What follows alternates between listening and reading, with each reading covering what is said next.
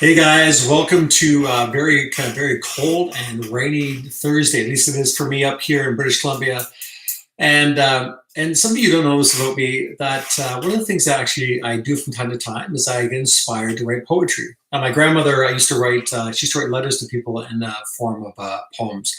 And my father, you can imagine this. My father is 6'6", a very large tough human being in his day, also read poetry, and I found myself actually getting more into that as I go through life. It's generally, and again, for a lot of people who write poetry, generally it's emotionally charged, either by sadness, anger, right, or extreme joy.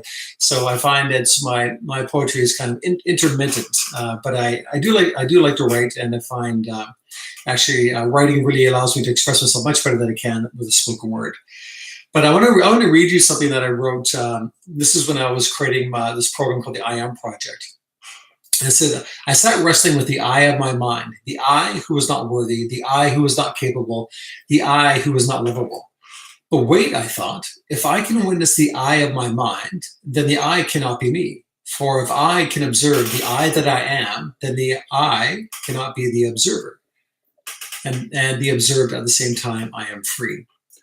And the whole idea behind it is that, and this is of course written about the idea about mindfulness, right? So for if I can be the observer that for if I can observe the I that I am, then I cannot be the observer and the observed at the same time. Again, so just simply stating to the fact that if we can witness our thoughts, then we certainly cannot be our thoughts. And it took me a long time to really get the hang of it, really to develop the practice of being mindful, the practice of actually deciding whether or not the thoughts and feelings that showed up inside my mind and body, I didn't actually have to buy into them. I didn't actually have to even pay attention to them necessarily, because I really had a choice. And where I started making better choices when I decided in advance how I wanted to be today, when I decided in advance how I wanted to feel, when I decided in advance what my goals were, the kind of person I wanted to become, kind of a man I wanted to grow up to be. I'm still maturing, I think. But I decided in advance what that looked like, what that felt like, and what kind of conversations would this man have, what kind of feelings would this type of male have. And when I started actually becoming more practiced on that, then when a conflicting idea or a conflicting emotion would show up, then actually I had a bit of a split screen in my mind, and my brain goes, "Hey, listen, we got these two possibilities here for you, David. We have this anxiety-ridden, jealous, angry, bitter person over here, or we have this one who's more philosophically inclined and who's a bit more empathetic and long-suffering, and who has a bit more of a broad view of the world."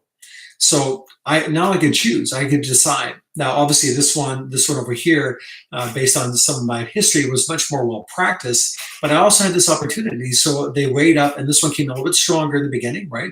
Because it just takes practice. But I also reminded myself and said, but this is also true about me as well. This is who I want to be. This is how I want to show up. So again, I had the split screen in my mind, and I wrote that poem basically in recognition of the fact that I don't have to believe everything I think. And I don't have to buy into everything that I feel.